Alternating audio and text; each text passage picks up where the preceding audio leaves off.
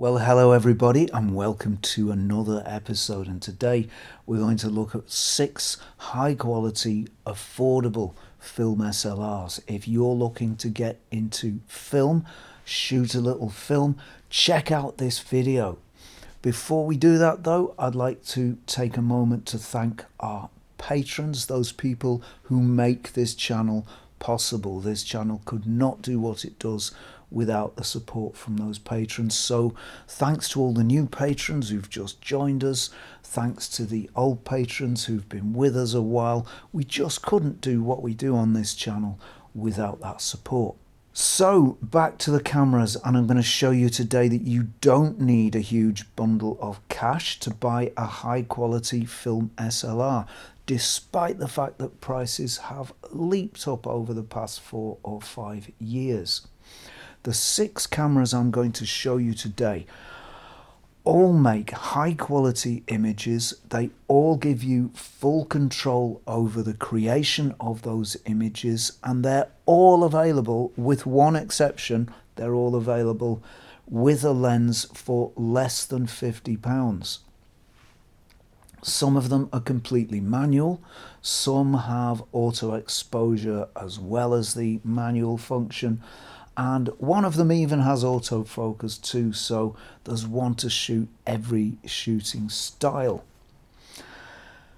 Film can make you a more thoughtful photographer. There are only 36 shots on a roll. That tends to concentrate the mind.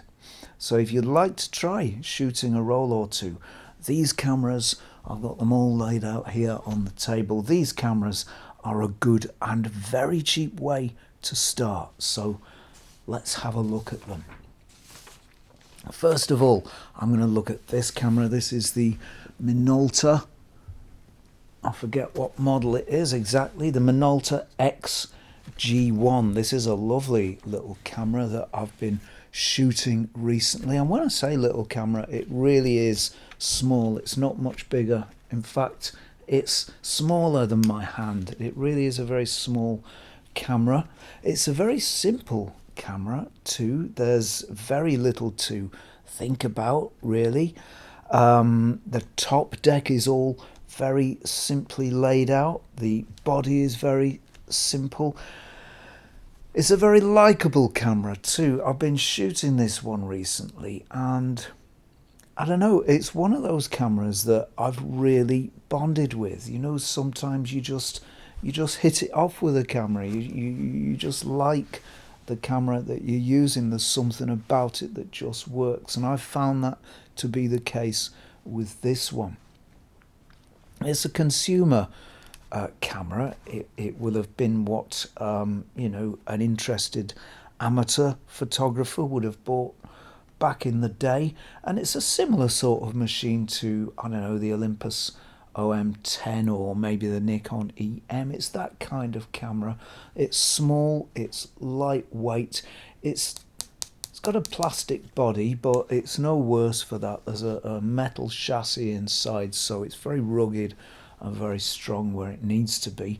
I can't open it up at the moment because it's got a film in it, a nice roll of Kodak Gold, which is nearly done, which I don't want to spoil. I am going to do a separate review entirely on this camera because it's such a nice one and it's such a good way into film shooting, but for now we'll just do a brief review on it. So it has a fully manual function. You can use this as a fully manual camera if that's what you want to do, and that's a really good way to learn photography. Just use your light meter inside the viewfinder there and adjust your settings until you get the light right, and learn about light, learn about exposure. It also has an aperture priority auto exposure mode. I like aperture priority auto. It just works for me. You just set the aperture you want, and let's say you want to shoot at f2.8, you set that on the lens here, and the camera chooses the shutter speed for you, and if the light's too much or too little, it will show you inside the viewfinder on the meter, and you can just adjust your aperture accordingly. It's a very nice, very easy, very simple way to shoot and it works really well on this camera. One thing I don't like about it, if the light is too much, if the camera is telling you the light's too much, it won't fire, the shutter won't fire. So there's a little bit of mother knows best going on, but you know, that's a small detail. Just change your settings to the right light setting and then it will shoot. One of the great things about this camera, perhaps the best thing about this camera, is that it's a Minolta and it will accept Minolta lenses. Minolta lenses are just fantastic. There are very, very few to equal them. They have tremendous colour reproduction, very, very beautiful colour reproduction. Possibly the nicest of the vintage lenses for colour reproduction, I don't know. They'll give you a nice saturated image. They're entirely sharp enough. They're absolutely beautiful. If you want a camera that can shoot some really nice lenses, Minolta's the one you want.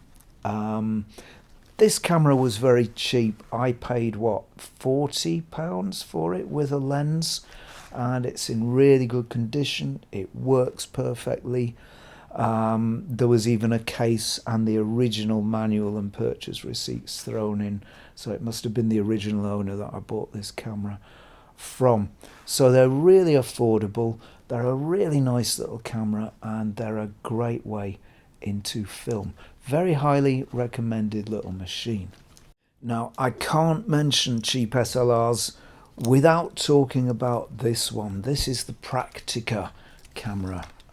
This is the MTL5B, and there were many of these cameras and they all look very similar. They've got minor differences in function. Sometimes they're called LTL. There's an MTL3 model, I think there's an MTL4, there's LTL, all sorts of models, but they're essentially the same thing with minor differences. This is a good one to get if you see one, the MTL5B, because in the viewfinder it's got a diagonal split prism, which is really useful for focusing. These are all manual cameras. There are no automated features on these cameras. You don't get aperture priority auto or shutter priority auto. What you get is a light meter built in. You can see the light meter in the viewfinder, and you just adjust your aperture or your shutter speed according to what the camera is telling you. A very nice, very simple, all manual system. It was made in East Germany. These are East German cameras, and this camera has an M42 lens mount, the threaded screw-on lens mount. You just screw the lens off and on like that, give it a twist, screw it off, screw it on.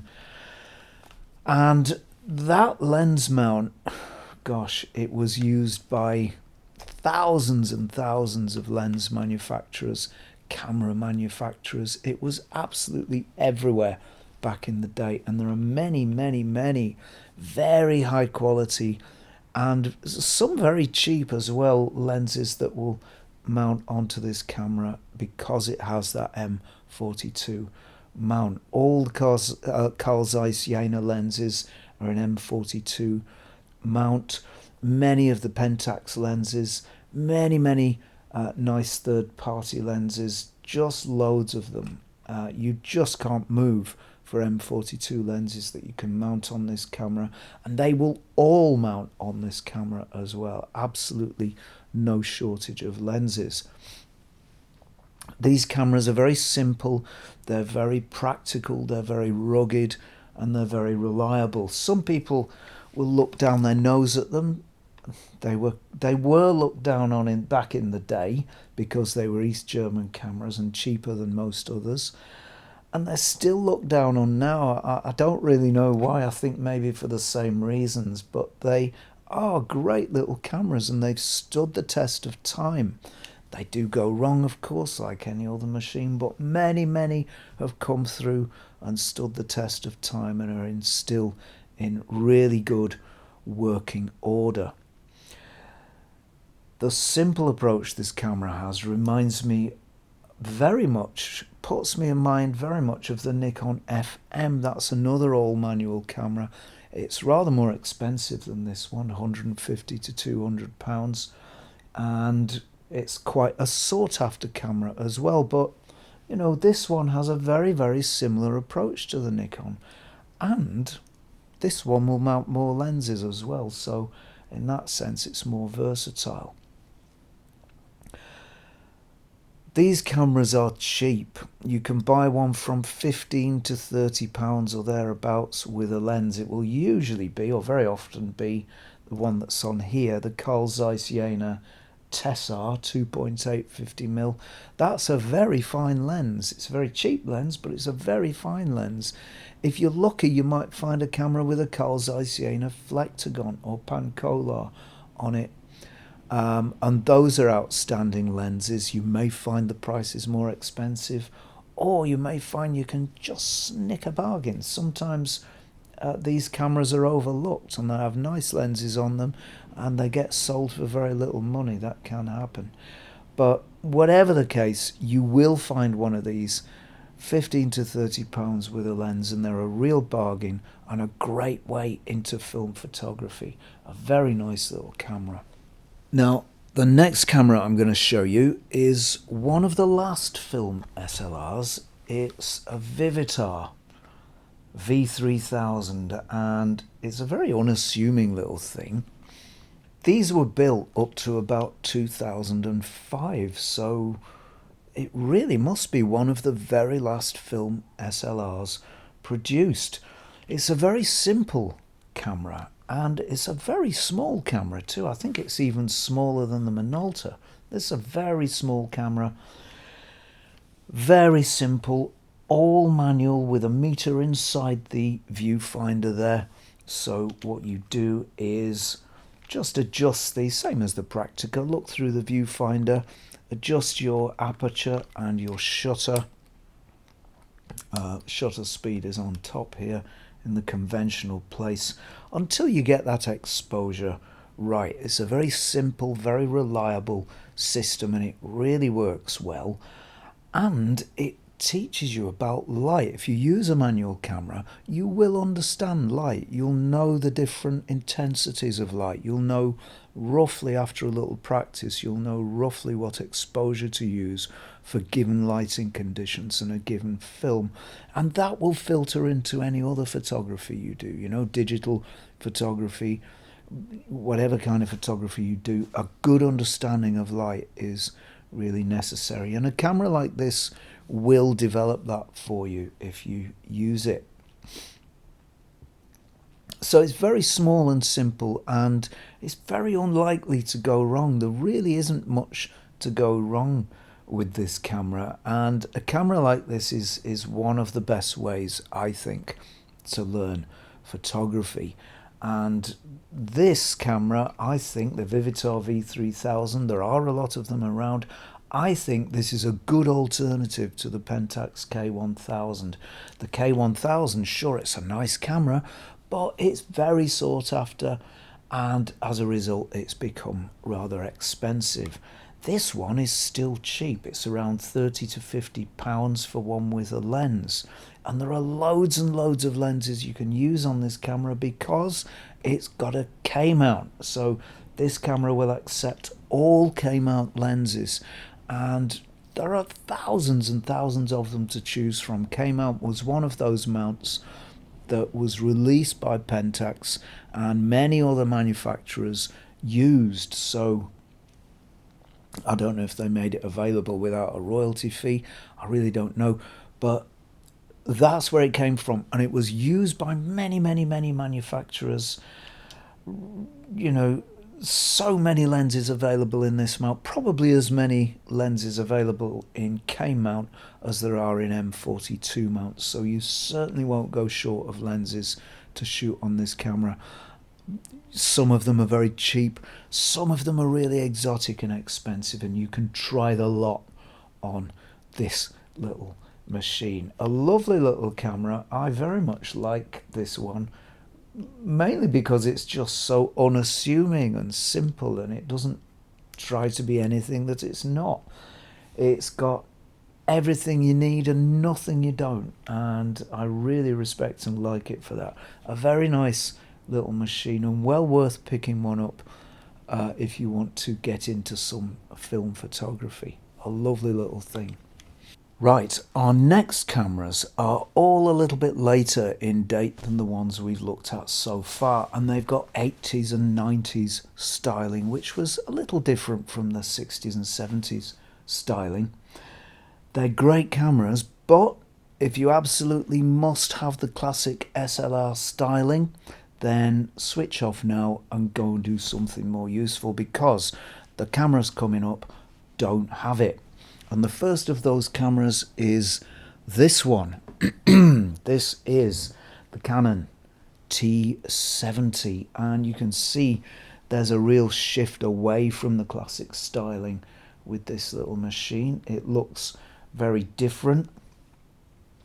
It's definitely an 80s styled machine, and I do find the 80s styling quite interesting now. It seems to have kind of got a little lost on the way, because this hand grip here is reminiscent of a sort of Bakelite radio from the 1930s. So we've got sort of a mixture of styles on here, but styling apart, this is a very, very capable camera. It's quite a heavy camera as well, actually. It must have plenty of electronics in it. It's fully automatic. There is no manual mode on this camera. It works in, I think, do correct me if I'm wrong, but I think it works only in shutter priority, which is fine. It's a very, very capable machine, and it takes 2 AA batteries, and that's a really good feature. Some of these 80s cameras have a proprietary battery, and they've probably all died by now, or if it hasn't, where on earth would you get another one when it eventually does? And the camera's going to be useless. This one takes 2 AA's. You can find them anywhere, and you probably will be able to find them anywhere for the foreseeable future. So there's no problem with a power source for this camera. It has a plastic body. It was a consumer camera. Its bigger brother is the T90, the Canon T90, and that's a beast of a camera. It's, gosh, about a third as big again. It's an enormous thing. It was Canon's professional level camera of the time. It wasn't made for long, nor was this T70, because shortly after Canon brought, I think it was only 2 or 3 years later, Canon brought out autofocus models. These are manual focus models. This is a manual focus camera.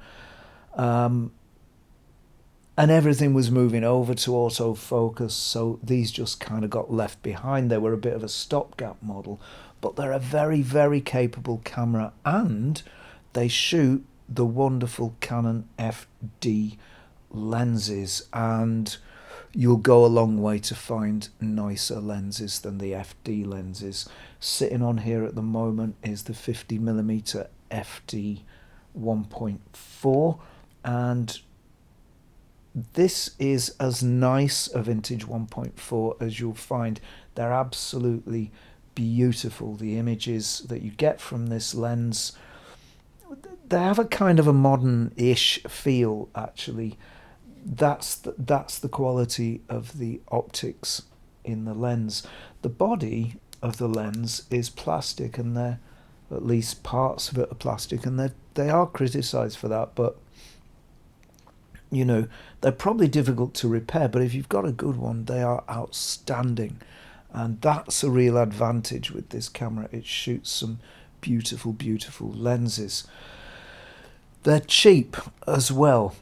These cameras are around about 40 to 50 pounds with a lens. You'll probably get an f1.8 lens on it for that, but you can be lucky. I bought this one in really good order. It's hardly been used, still got its past sticker on it, with an f1.4 lens, 50mm f1.4, and I paid £25 for it.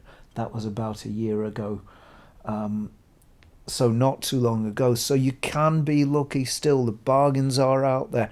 Anyone who just looks quickly at eBay or any other website that's selling stuff and doesn't take the time and patience to look for those bargains isn't going to find them. They're unlikely to just spring up before you, so you do have to use a little patience and a little perseverance to find them, but I assure you they're out there. This is proof of that. A beautiful little camera and not very expensive either. A very nice little machine. Next, we've got a camera with similar styling to the Canon T90, and that's probably because it's from a similar era. You can see it's got the exaggerated grip on this side. It's all in black, which was a sort of a fashionable colour at the time for cameras, and I'm not surprised actually. I do like a black camera. I do prefer black cameras to silver ones. So a similar camera from a similar era. It's got aperture priority, auto exposure, or fully manual. You can use it as a fully manual camera too. The focus is manual in the traditional vintage lens manner. This camera also works with 2 AA batteries, so you'll never run short of power for this camera.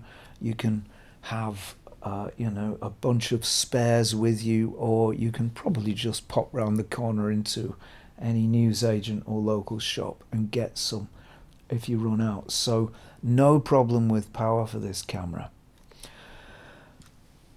Possibly the best thing about this camera is that it shoots Konica Hexanon lenses, and Hexanon lenses are, what can I say, they're unparalleled. They're just beautiful. My personal favourite is the 40mm f1.8, and I use that a lot for street photography on my Sony A7.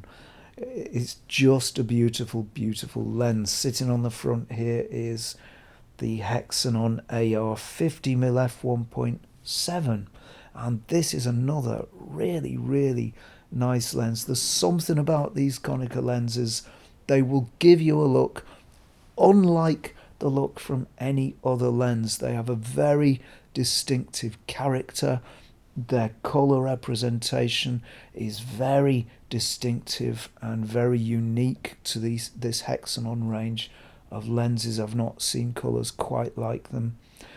They're very sharp, they have nice background blur, they just have a lovely feel and character, and you really won't do better than a Hexanon lens. They were one of the major manufacturers, but they weren't one of the biggest major manufacturers like Olympus or Canon or Nikon. They always were in sort of in the shade, as it were, and they didn't sell as many cameras or lenses, and so they're not as widely known today, and they're still quite cheap. The lenses are still quite cheap for these cameras, so that and the fact that the lenses are of such nice quality, that's a real good reason to shoot a Konica SLR.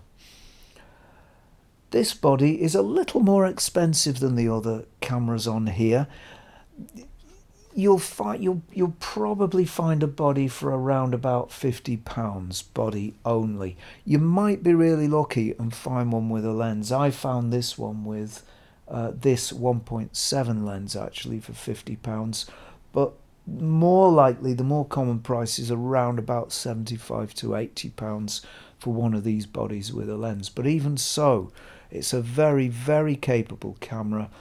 It's got the aperture priority auto exposure, and it shoots these beautiful Konica lenses. So I reckon this one's a really good buy.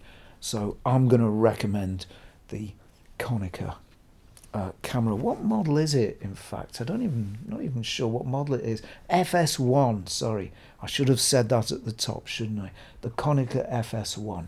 A very highly recommended little machine. Right, so finally we have this camera. This is the Canon Eos 3000, and this is a 90s camera, and you can see that it's a 90s camera. It might even be a 2000s camera, early 2000s, I'm not sure. But you can see that it looks really very much like a DSLR, and you can see where the origin of the design for today's DSLRs came from. It's got the shutter button in a similar place. It's got a little control wheel. It's even got a little LCD screen here that the first DSLRs had, and may still have actually. I've not shot a DSLR in a long time. Over on the left here we've got a control wheel with an off position, and then we've got all the usual things, positions that you'd find on a DSLR, like manual, aperture priority, shutter priority, program.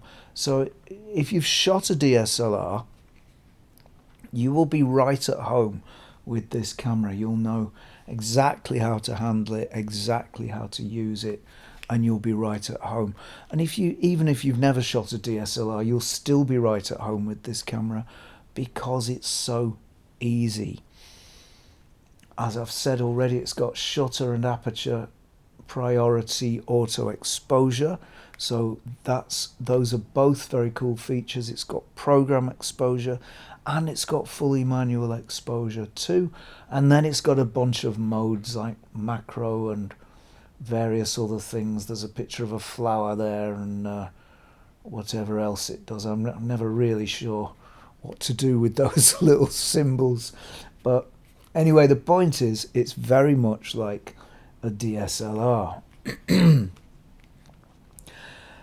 One great thing this camera has is autofocus, and that's really good. It makes it so easy to use, and in fact I think this is the simplest film SLR to use that I've ever shot. It really is a breeze to shoot. Very, very simple, very, very easy. Nothing really to think about if you don't want to think about anything. If you want to just put all your energies into the visual appearance of the shot, and oh, noisy motorbike, and you don't want to think about exposure or focus or any of that malarkey, you can do that with this camera and just enjoy shooting and shooting on film. So that's a real bonus. It makes this camera very, very easy and very, very simple to use. It's small and it's light. It's very light, in fact. Plastic body shell, but none the worse for that. It's hard wearing and durable, and this one stood the test of time, and you can't do better than that. Another bonus with this camera is that I think it can mount the modern Canon EF lenses. Do correct me if I'm wrong, but I'm pretty sure this has the same mount and the same kind of signalling apparatus that the modern Canon DSLRs do. And so I think you can mount lenses like the 50mm 1.8 and all the other EF lenses. Please do correct me if I'm wrong, but I think that's the situation with this camera. Now these are very, very cheap at the moment, and I'm not sure why. Maybe the styling isn't that popular.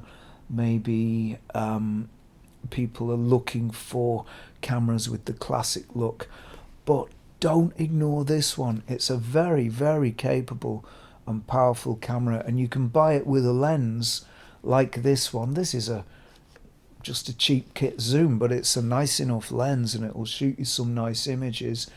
You can buy one of these with a lens like this for between 50 and 30 pounds. As I say, it's a capable and powerful camera, so don't overlook it. My advice: grab one now before they become fashionable and prices increase, because you know they're not making film cameras anymore and there is a dwindling supply. So these eventually, I think, will become fairly expensive.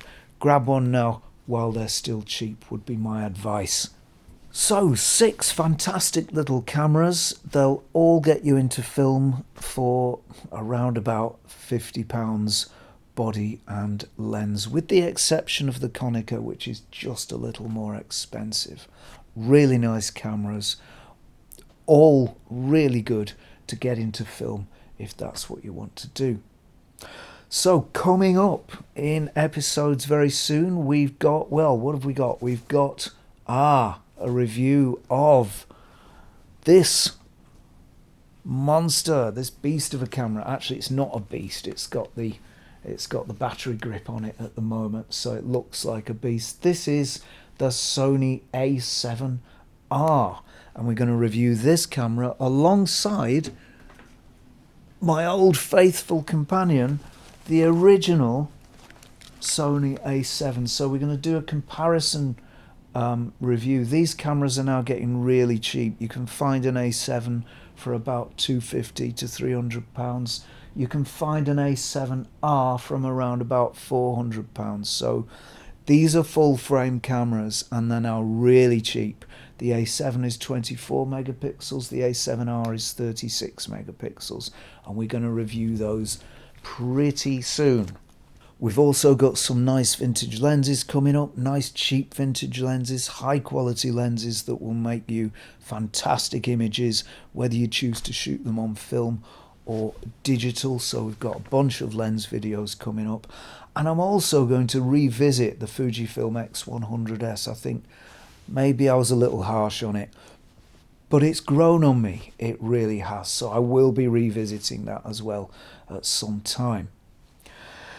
So I guess that's it from me for now. Please don't forget to like, subscribe and ring the bell before you go. And if you enjoy the content on this channel and you'd like to support it, you'd like to help it grow and develop, you may want to consider becoming a patron over at patreon.com/Zenography.